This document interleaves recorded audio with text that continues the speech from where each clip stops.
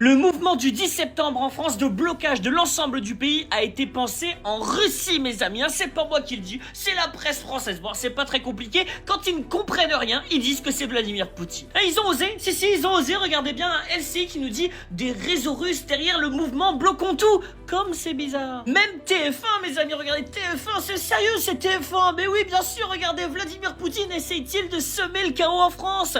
Mais il a pas besoin de semer le chaos. Le chaos, c'est Emmanuel Macron et ses sbires. Alors vous avez un journaliste de BFM TV, voyez ici, qui a décidé de faire toute une explication de pourquoi, oui, derrière ce mouvement, il y a les Russes, mes amis.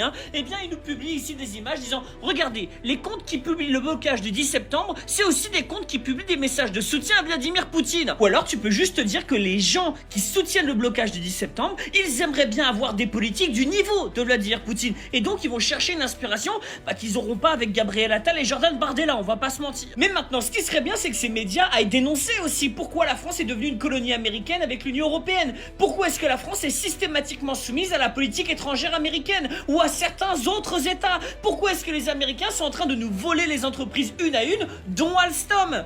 Pourquoi? Ah non, la seule ingérence qui les intéresse, c'est les Russes. Et ça me fait penser à ce même qui m'a fait beaucoup rire, avec un enfant qui pleure en disant « Je vois des Russes partout !»